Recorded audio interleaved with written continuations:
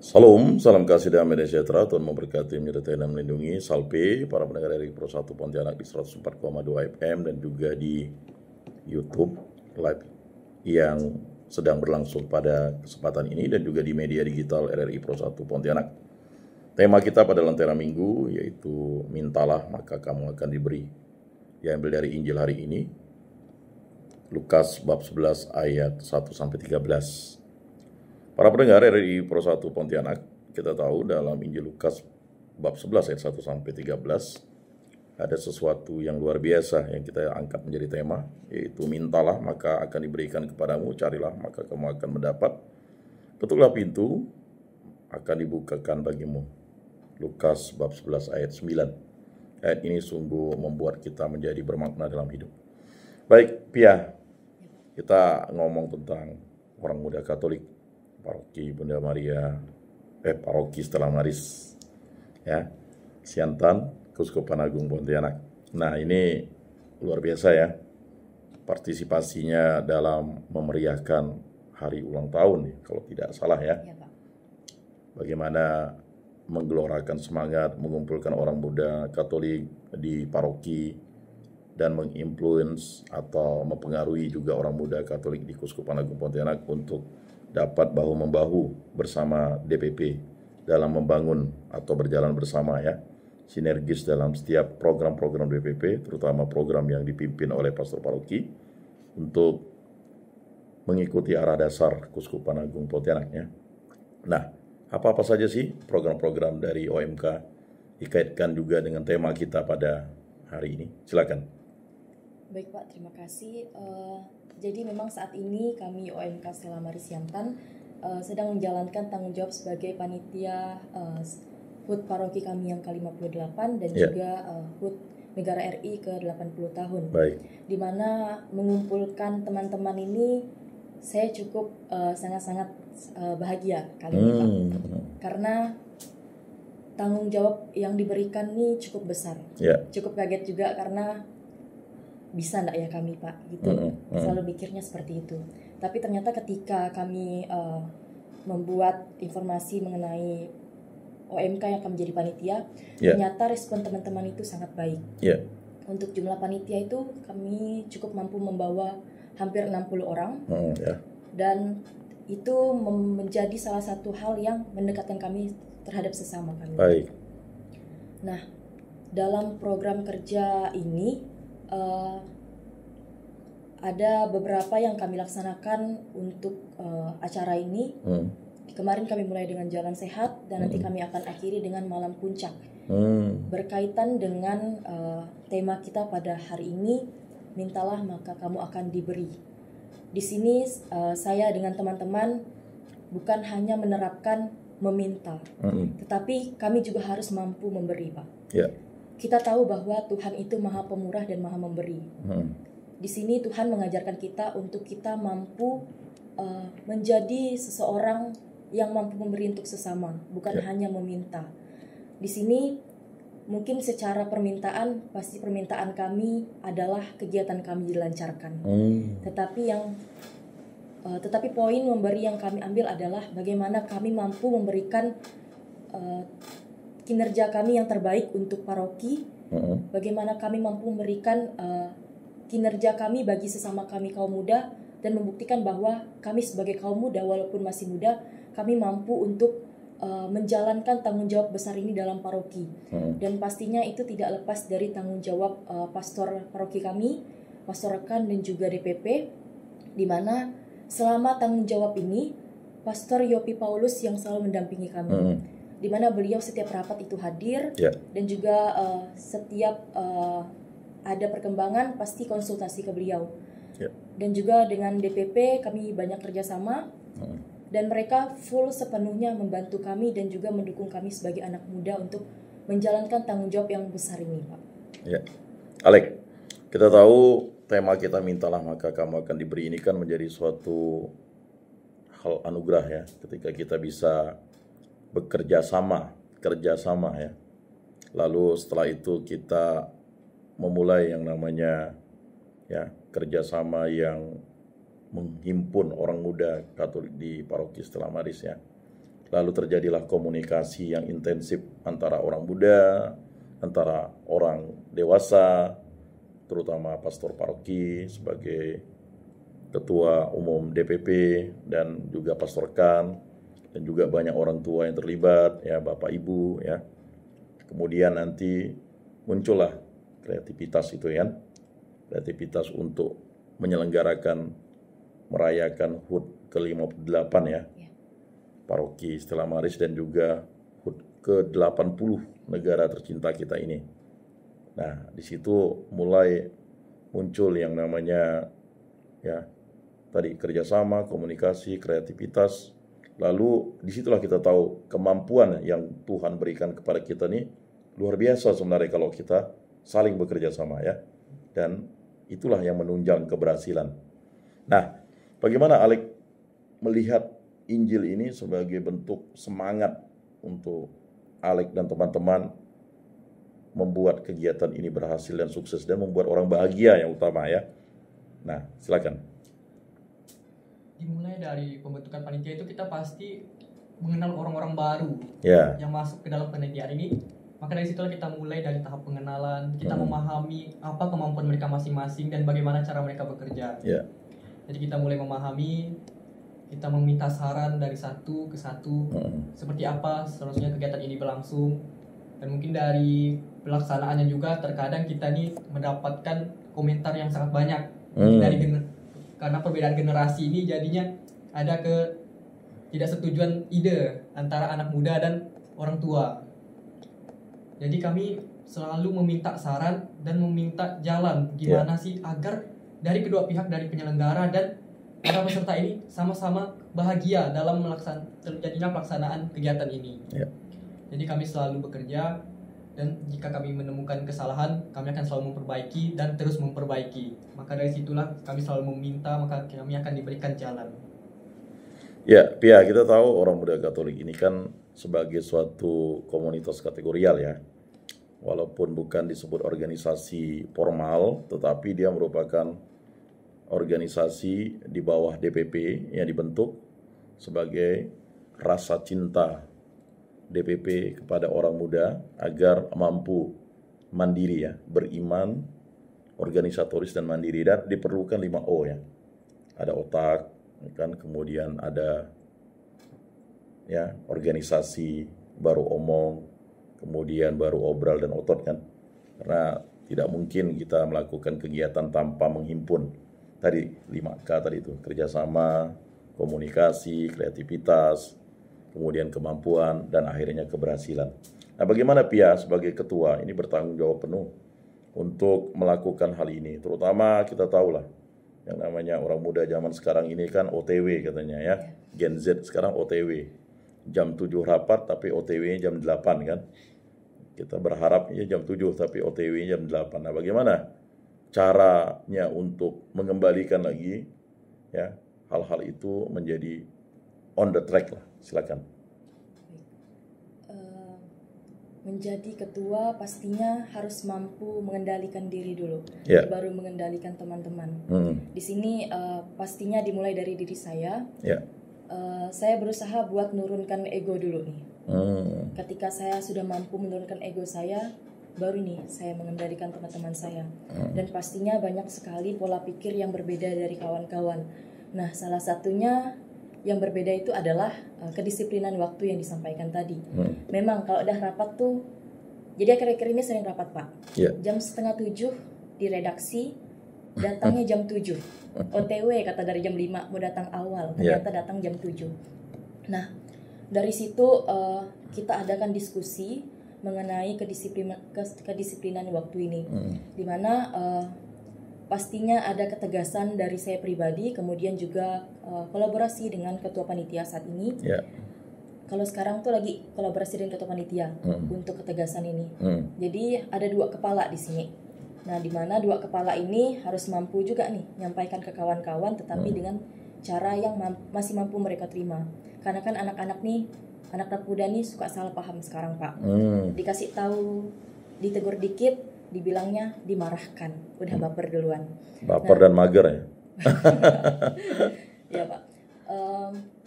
disinilah kita adakan namanya diskusi yang kami menyatukan kepala kami.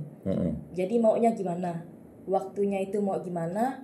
Apakah mau diadakan 2 jam sebelum redaksi baru kita mulai, supaya biar mereka nih tahu Pak, emosinya kalau kita nunggu orang yang lambat datang, biar sama-sama tahu rasa emosinya. Nah gitu pernah kita terapkan juga Pak. Kita bilang rapat tuh jam 5 padahal mulai jam 6:30. Ternyata mereka datang, ngamuk-ngamuk mereka. Bilang jam segini, lalu mulai jam segini. Yang mana yang benar? Kami bilang lah, nggak enak kan kalau dibilang jam segitu. Makanya biasakan untuk mampu disiplin dengan waktu. Dari situlah kami mulai diskusi untuk hal kayak gitu. Sampai akhirnya mulai pelan-pelan diperbaiki. Datang rapat jam 6:30, walaupun masih lambat, setidaknya jam 6:30 sudah datang, walaupun telat ya 5 menit itu masih ada Pak. Cuman ya sekarang itu puji Tuhannya udah mulai terperbaiki lah, karena kadang kan pastor juga hadir rapat, DPP juga hadir rapat. Dan dari situ kami juga sadar masing-masing kalau nggak enak loh kalau biarkan orang tua menunggu. Orang yang kita undang saja sudah datang duluan, masa kita yang mengundang itu datangnya lambat, gimana mau mulai rapat gitu Pak. Jadi gitu sih Pak kalau dari kami yang kami lakukan sampai saat ini. Baik Alex, kalau sekarang kan bukan jam karet ya, jam OTW namanya ya. Nah OTW-nya nggak tahu di mana, on the way katanya. Nah program ini kan begitu luar biasa ya, karena bekerja sama bukan hanya dengan sesama komunitas orang muda, tetapi ya ada remaja juga, ada orang dewasa juga, ada bapak-bapak Katoliknya, ada ibu-ibu Katoliknya, ya. Kemudian ada juga kategori-kategori yang terlibat. Kemudian yang paling utama adalah unsur DPP, ya, karena mereka akan memonitoring dan mendampingi orang muda agar mencapai keberhasilan yang diinginkan targetnya. Apalagi 58 tahun paroki Stella Maris itu kan bukan usia yang ya pendek ya. Dan juga merayakan HUT ya, RI ke-80, dan saya lihat ada door prize juga nih, ya kan? Nah, coba bisa dijelaskan mengapa perlu program yang real ini untuk mengembalikan semangat ya, supaya semangat muda itu antara orang muda dan orang dewasa itu menjadi ketemu begitu. Silakan. Baik. Dari gimana cara kita manajemenkan waktu kita. Kita tahu kita sebagai anak muda itu punya kesibukannya masing-masing. Tapi gimana caranya di antara kesibukan kita ini kita sudah manajemenkan waktu kita untuk menyiapkan diri kita. Oh, hari ini ada rapat. Jadi kita harus membagi waktu untuk gimana kita kesibukan kita dan juga kesibukan kita untuk rapat. Gimana kita ini terkadang nih banyak alasan yang selalu diterima karena pas rapat itu izin. Entah izinnya itu karena apa, itu kadang pas hari hanya gitunya mau rapat, gitu juga barunya izin. Kadang itu permasalahan dari setiap kami rapat itu. Dan untuk mengembalikan semangatnya itulah kami selalu mengajak anak muda itu gimana mereka nih tertarik untuk join kepada kami. Kami selalu terbuka, kami tidak punya syarat apapun untuk mereka join. Kesediaan mereka saja untuk bergabung dan bekerja di antara kami. Dan di mana door prize itu juga membuat semangat anak muda itu pasti dengan motor yang sangat bagus itu pasti bergema-gema mereka untuk mendapatkannya. Jadi kami selalu mengeluarkan ide gimana sih caranya agar kupon ini terjual. Kan kami menggunakan sistem kupon, nanti akan diundi pas malam puncak. Gimana sih kami selalu mencari cara gimana sih agar kupon ini dapat laku, dengan membuat ide dari Kak Pianya juga sebagai yang bagian PDD-nya. Jadi itu dia selalu mempunyai ide untuk gimana sih membuat konten yang mempromosikan kupon ini agar dapat terbeli. Jadi itu orang-orang tertarik untuk mengikuti kegiatan ini dan juga membeli kupon-kupon itu. Ya, kita tahu kan program OMK ini yang sinergis dengan program DPP, sinergis dengan program kategorial, sinergis dengan program bapak-bapak, ibu-ibu, dan sinergis dengan program lingkungan. Itu harus diramu oleh anak muda ya. Anak muda ini kan pastilah kekuatan doa ini merupakan kekuatan yang paling utama. Kehendak Bapa terjadi ya, supaya terjadilah kebahagiaan bersama ya. Apalah artinya kita membuat kegiatan tapi tidak bahagia kan? Justru malah akhirnya banyak yang minggir atau mungkin banyak yang akhirnya ya magar. Apalagi anak-anak sekarang kan punya circle ya. Satu saja ngambek, yang lainnya ikut tidak mau datang rapat, tidak mau bekerja dan sebagainya. Nah, bagaimana PIA ini merangkul mereka ini agar mereka kembali ya, bahwa kegiatan ini adalah aktualisasi orang muda, dan kegiatan ini mungkin sekali seumur hidup kita yang akan berkesan untuk 5, 10, 15 tahun, bahkan kita ketika kita nanti sudah dewasa, ini menjadi kenangan yang indah begitu. Silakan. Merangkul. Berbicara mengenai circle, zaman sekarang tuh circle tuh memang di mana-mana, Pak. Ya. Termasuk di OMK nih, termasuk banyak circle-nya. Kalau yang satu tidak datang, yang lainnya tidak datang dalam circle itu. Ibaratnya kan kalau dalam kepanitiaan misalnya ada 50 orang panitia, satu circle tidak datang, satu circle isinya 5 orang tidak ada, 5 orang berkurang gitu. Otomatis kita kekurangan tenaga dan juga masa dari kawan-kawan. Nah, hal ini yang kita coba lakukan adalah kita coba rangkul mereka untuk membaur. Dimana setiap bidang itu kan punya masing-masing tugasnya dan juga banyak bidang nih saat ini yang kami lakukan di kepanitiaan. Nah, di bidang-bidang ini kami coba untuk memisahkan kawan-kawan nih, Pak. Jadi kawan-kawan yang mungkin satu circle ini kita coba untuk ajak ke bidang-bidang yang berbeda. Nah, dari situ kita sudah mulai dari hal kecil dan mereka udah mau membaur sama sesama mereka. Sehingga ketika ada rapat ataupun saat hari H pelaksanaan, ketika pelaksanaan terjadi, mereka mampu bertanggung jawab tanpa menunggu teman-temannya. Ketika hari H datang, ya udah datang dengan sukacita, dengan membawa tanggung jawab yang mereka pegang, bukan datang karena ada teman saya nih. Udah OTW belum? Udah, yuklah datang. Nah, biasanya kayak gitu. Jadi ketika kawan datang, yang lainnya juga datang. Ini kan sebenarnya tidak boleh terjadi, apalagi OMK ini kita harus nyatu, apalagi berbagai dari lingkungan-lingkungan di paroki dan juga wilayah-wilayah di paroki. Dari sini juga kita coba untuk tetap membaur dengan sesama, dan juga saya dengan Alek tuh selalu bilang kita coba dari kita sebagai pengurus. Kita coba dari pengurus, kita membaur dengan sesama sampai akhirnya mereka merasa nyaman bahwa oh ternyata OMK merangkul ya. Tidak seperti yang dikatakan yang lain, circle-circlean. Karena kita kasihan juga dengan kawan-kawan yang mungkin baru aktif nih, baru aktif ke OMK, mereka melihat kok kayak gini ya OMK, lalu aku tidak ada teman karena tidak ada circle. Nah, itu yang coba kita perbaiki untuk bisa merangkul sesama kita, untuk bisa membaur nih, sehingga ketika ada kegiatan ataupun ada pertemuan, udah tidak nunggu-nunggu lagi sama kawan-kawan, udah datang dengan yang lain nih, udah ketemu dengan yang sebelumnya mungkin belum kenal. Gitu sih, Pak. Ya, Alek, apa pesan-pesan bagi orang muda Katolik ya?